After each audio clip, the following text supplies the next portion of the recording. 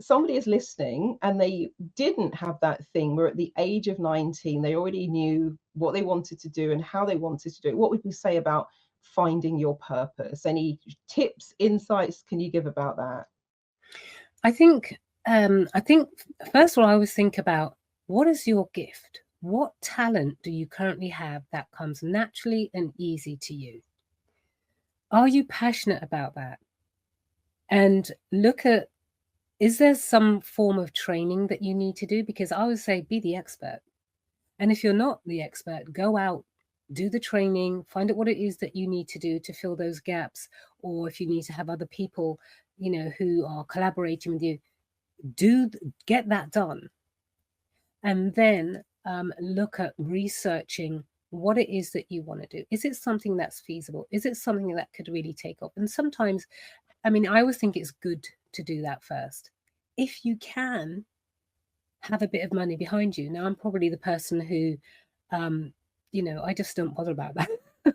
I just go for it. And it's happened that, things have just have rolled in, whether that's God or, whether it's, things that have been manifesting in my life. And so I've never been scared of starting something without any money. And I'm talking about, backing for the bank and so on. Now, you may have an idea where you need to have that, fair enough.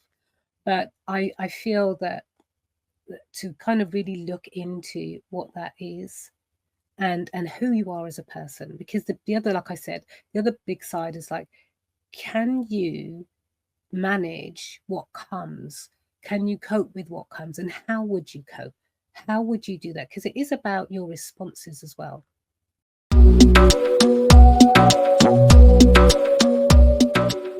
How did you feel about that time, about taking that step to wanting to, you know, change, and grow and adopt these tools to help you to be able to step into and step into who and what you do?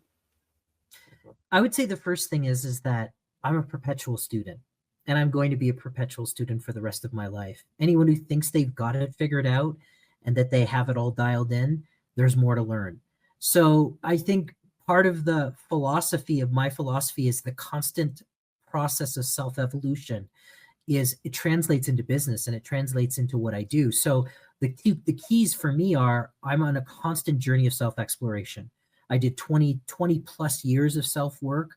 And as I always say, your biggest and greatest commodity on this planet is consciousness. And you're going to bring that consciousness into everything you do, whether that be your relationships, your business, your creative endeavors, whatever it is. So for me, one of the key points is personal development. Without some form of inner work, self-awareness, self-introspection, you will never achieve and become the version of yourself that you want to be. So that requires time and energy and willingness to dive into yourself and really, really get to know not only your conditioning, but get to know you, who you are and how you tick. That I think is one of the most powerful tools, because that effectively is what I brought into my business and changed, right? The second thing that I think is most important for me, because having come from that personal development world, that was a big part of my engagement.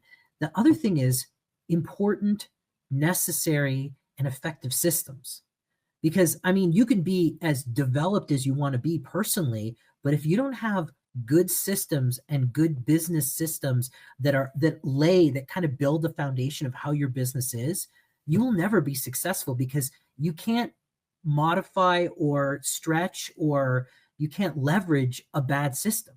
So for me, the combination of that personal development and the deep inner work, and then having put it in a container that's actually effective, those two, the combination of those two things is what really like sent me through the roof in terms of business. Because in the beginning, I didn't know what I didn't know until I had to really examine, how are you going to apply your consciousness? How are you going to apply all this understanding of yourself? If you don't have a good container for it, you're not going to be effective. Curious about the world, of course, with the photo reading, accelerated learning. I am a lifelong learner.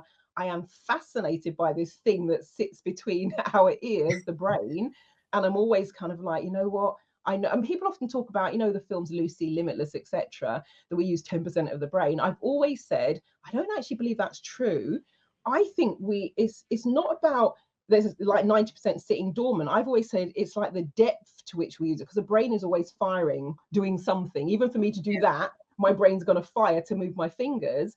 And then a few years later, I had someone who's he was a doctor and trainee neurosurgeon, and we had this conversation. He said, yeah, that's absolutely right. That's the way I would describe it as well, in terms of it's not that it's all sitting there dormant, it's the depth to which you use your brain. So I'm always fascinated in terms of, can we crank that handle a little bit more, and what would happen if? And that's where a lot of the ideas and the creativity comes from. Yeah, I'd actually agree with that, because like you say, you know, if I turn my head left or right, I mean, my brain needs to tell me that. That needs to. So yeah. So I would actually agree with you on that as well.